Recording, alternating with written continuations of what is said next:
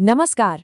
आज के इस विशेष विश्लेषण में हम एक बेहद ही दिलचस्प विषय पर चर्चा करने वाले हैं। अक्सर जब हम महाकाव्यों की बात करते हैं तो हमारा पूरा ध्यान बस उनकी कहानियों पर टिका होता है, लेकिन गोस्वामी तुलसीदास जी ने रामचरितमानस में जीवन जीने का पूरा नक्शा एक लंबी और गहरी नदी के रूपक यानी एक मेटाफर में छुपा रखा है। जी हाँ, एक बहती हुई नदी।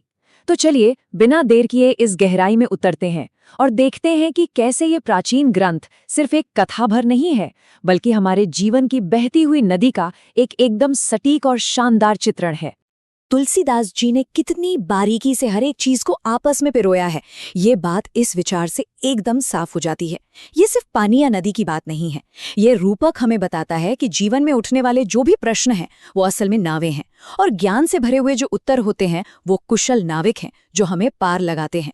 ये इस पूरे महाकाव्य की रूपरेखा को समझने का एक बहुत ही अद्भुत तरीका है। चलिए इससे थोड़ा और सरल बनाते हैं ताकि ये रूपक पूरी तरह से समझ में आ जाए। एक तरफ तो हमारे पास काव्य के प्राकृतिक तत्व हैं, जैसे नदी, परछाई, नावें और पानी की तेज धाराएं, और दूसरी तरफ उनका एक बहुत ही गहरा छिपा हुआ अर्थ है। ये पूरी रामकथा ही असल में वो नदी है। सीता स्वयंवर उस नदी पर पड़ने वाली सुंदर परछाई हैं। हमारे मन में उठने वाले अनगिनत सवाल वो नावें हैं, और जो इंसानी भावनाएं होती हैं, जैसे कि भयंकर क्रोध और बहुत गहरी विनम्रता, वो उस नदी की तेज धारा और मजबूत घाटों को दर्शाते हैं। यह साफ दिखाता है कि कैसे एक महान साहित्यिक कलाकृति ईश्वरीय कथाओं को सीधे हमारे मानवीय अनुभवों के साथ जोड़ देती है। इसे बस एक साधारण सा एजेंडा मत मान लीजिए। असल में ये हमारी आज की इस काव्यात्मक नदी की यात्रा का एक नक्शा है। हम शुरुआत करेंगे रामकथा से, जो एक पवित्र नदी है। फिर हम देखेंगे स्वयंवर की सुंदर परछाई।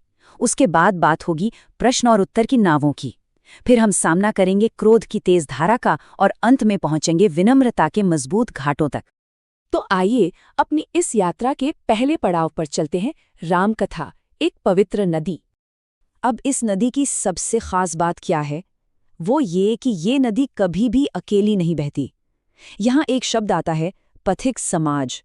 इसका सीधा सा मतलब है हम जैसे यात्रियों का वो समाज जो इस नदी के किनारे किनारे चलता है। जब लोग इस कथा को सुनते हैं, बाहर जाकर इस पर आपस में चर्चा करते हैं, घर जाकर अपने परिवार से इसके बारे में बात करते हैं, तो वे असल में इस कथा रूपी नदी के साथ साथ चलने वाले यात्री बन जाते हैं। और यही चर्चा, यही संवाद इस पूरी यात्रा में एक अलग ही सौंदर्य और शोभा जोड़ देता है। नदी के किनारे चलते हुए अब हम दूसरे भाग पर पहुंचते हैं, स्वयंवर की सुंदर परछाई।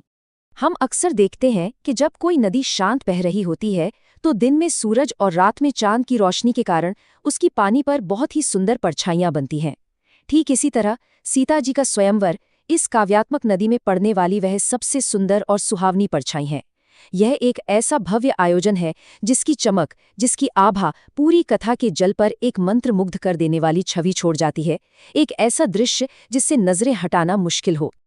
और वो दृश्य कितना भव्य था, ये बात थके नयन रघुपति छवि देखे जैसी प्रसिद्ध पंक्ति से बिल्कुल स्पष्ट हो जाती है। मिथिला के नगरवासी हों या सीता जी की सखियां, भगवान राम की अनुपम छवि को देखकर उनकी आंखें थक तो गईं, लेकिन सच मानिए उनका मन बिल्कुल नहीं भरा। वे पलके तक नहीं झपकाना चाहते थे। ये प्रसंग हमें बताता है कि स्वयंवर का ये आयोजन कितने बड़े पैमाने का था और उसकी सुंदरता की कोई सीमा ही नहीं थी।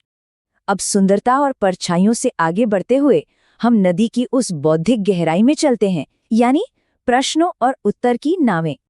अगर हम इस महाकाव्य के बौद्धिक ढांचे पर नजर डालें तो पता चलता है कि सुंदर विचारों से भरे हुए प्रश्न ही यहाँ नावें हैं, और उनके उत्तर देने वाले निपुण केवट यानी बहुत ही कुशल नाविक हैं। जरा देखिए, माता पार्वती भगवान शिव से प्रश्न करती हैं, महर्षि भरद्वाज याज्ञवल्क्य जी से पूछते हैं, गरुण जी काकाभुषुंडी जी से पूछते हैं, और सबसे बड़ी बात, स्वयं भगवान राम भी जब मनुष्य रूप में आते हैं तो वे भी महर्षि भरद्वाज से मार्ग के बारे में प्रश्न पूछते हैं। ये साबित करता है कि कोई भी किसी से भी प्रश्न पूछ सकता है। सनातन परंपरा और ये ग्रंथ कभी भी जिज्ञासा को दबाते नहीं हैं, बल्कि उसे हमेशा एक सही दिशा देते हैं। लेकिन क्या सिर्फ प्रश्न पूछ लेना ही काफी है? बिल्कुल नहीं। सबसे महत्वपूर्ण बात यह है कि उन प्रश्नों का उत्तर कैसा होना चाहिए। उत्तर हमेशा विवेकपूर्ण यानी समझदारी से भरे होने चाहिए। आधे अधूरे जवाब बहुत खतरनाक हो सकते हैं।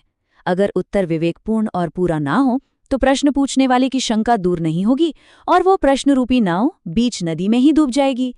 इस काव्यात्मक नदी की यह खूबी है कि इसमें आज तक किसी के अस्तित्व की कोई नाव नहीं डूबी है, क्योंकि यहाँ हर शंका का निवारण एकदम पूर्ण और विवेकपूर्ण ढंग से किया गया है।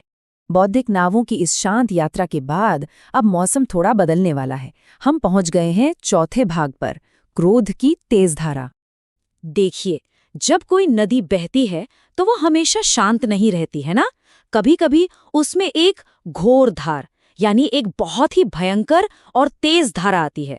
महाकाव्य में ये घोर धार महर्षि परशुराम जी का बेकाबू और विनाशकारी क्रोध है। ये कोई आम पानी का बहाव नहीं है, ये एक ऐसी धारा है जो अपने रास्ते में आने वाले किनारों को काट देती है, बड़े बड़े निर्माणों को डुबा देती है और राजवंशों तक को समाप्त करने की ताकत रखती है। ये अनियंत्रित गुस्से का सबसे बड़ा प्रतीक है। गोस्वामी तुलसीदास जी ने इस स्थिति को कितनी सटीकता से बताया है। घोर धार भृगुनाथ रिसानी। शिव धनुष के टूटने के बाद जब परशुराम जी वहां पहुंचे तो उनका क्रोध इतना प्रचंड था कि स्वयंवर में मौजूद पूरे मिथिला समाज और बड़े बड़े राजाओं के मन में खौफ पैदा हो गया। ऐसा लगने लगा कि बस अब ये क्रोध की लहर पूरे नगर को ही तहस नहस कर देगी। कल्पना कीजिए एक ऐसी स्थिति की जहां अंधाधुंध क्रोध की एक विनाशकारी लहर हर चीज को निगल जाने के लिए तैयार है।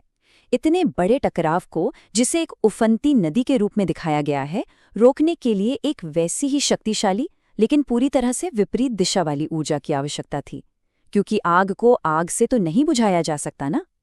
और यहीं से शुरुआत होती है हमारे 5वें और अंतिम पड़ाव की, विनम्रता के मजबूत घाट।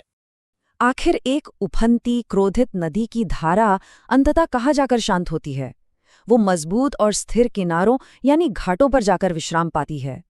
ये रूपक बड़ी ही खूबसूरती से दर्शाता है कि घाट सुबत रामबर बानी यानी भगवान राम के बेहद संयमित, सुंदर और श्रेष्ठ वचन ही उस नदी के मजबूत बंधे हुए घाट हैं।